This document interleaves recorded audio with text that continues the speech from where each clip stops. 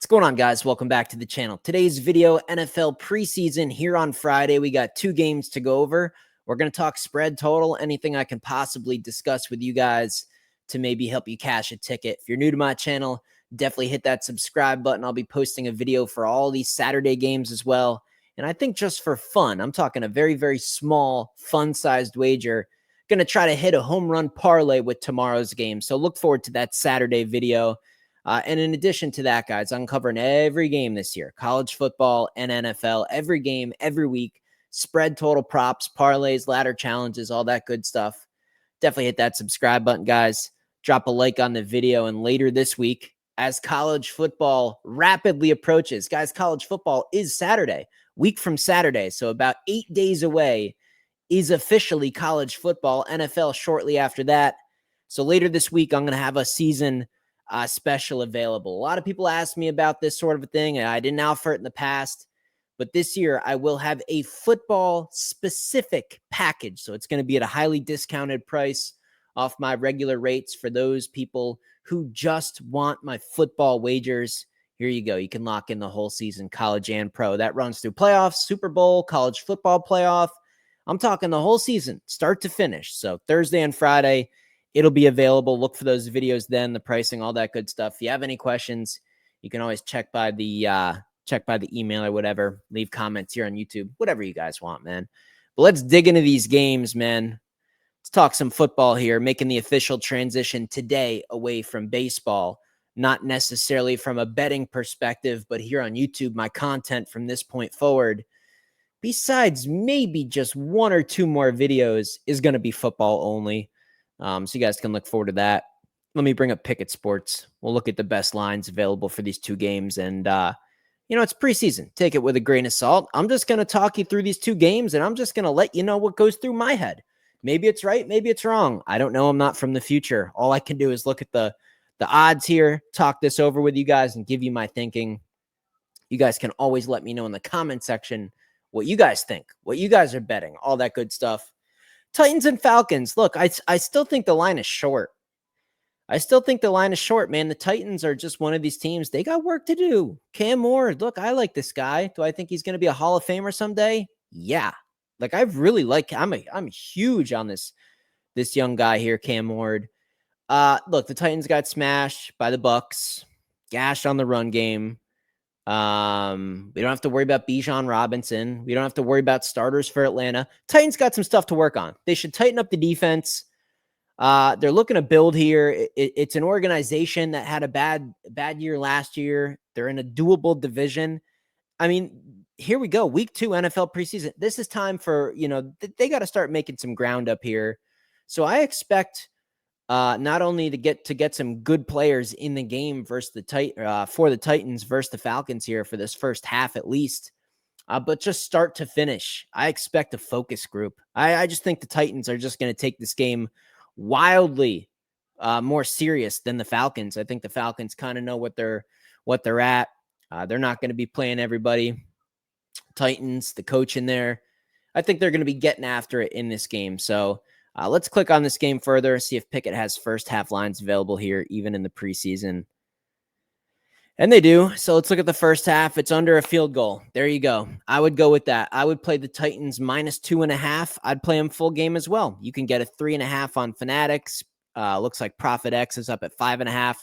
That's fine by me. The key number of 4.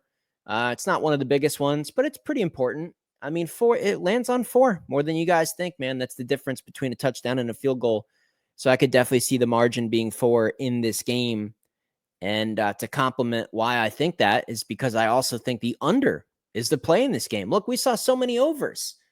I mean, preseason, man, these games have been going wildly over the total. I think it's a combination of two things. I think it's a combination of the new rules, the emphasis on offense overall and just sports in general, not even just football, but we've seen baseball, just a lot of emphasis on offense. We've seen rule changes in college basketball, making it harder to guard, harder to press. A lot of fouls are called. Same thing in football here. So I think it's the rules. It's the current rules.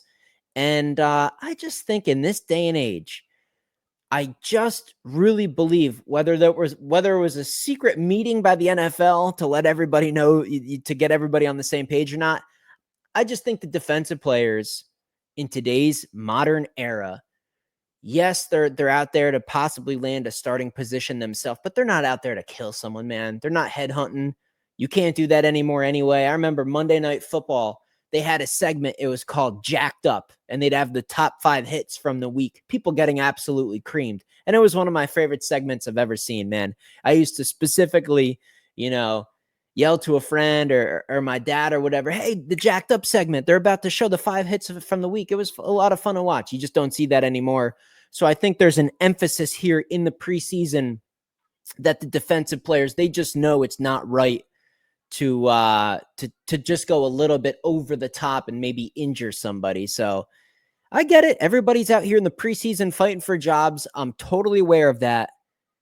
But I think we get a little bit, look, what I'm getting to, I think we're going to get some regression back to the mean. History tells us unders in the preseason are always the move. This total happens to be wildly above all the key numbers, the preseason key numbers, 33, 34, 35, 37, 36, and 37. All those mid-30s, man, just about all of them are absolutely key numbers in football. And with how the first game went for the Titans, I think we see an emphasis on defense. I think the offense makes improvements. Like I said, I think they're going to take this game seriously. But I also don't think the offense is just going to be humming that good with the personnel on the field. They just want to kind of work on a couple things, get the ball rolling, and I think they just kind of win a low-scoring game. So a total of 38.5 out there on Fanatics. I would go under the total of 38.5. I'd lay 3.5 points with the Titans. If you really want a juicy money line, you can lay minus 190, put a little bit more on that wager. Get that field goal out of the equation if it ends up being a smaller margin. And I also like that first half play as well that I showed you guys. So Titans first half, Titans full game, and the under. That's how I'd play this first one. Let's go to game number 2 here. A little Chiefs action. Sorry, I'm all lost my spot there. Yeah, look at all these Saturday games, guys.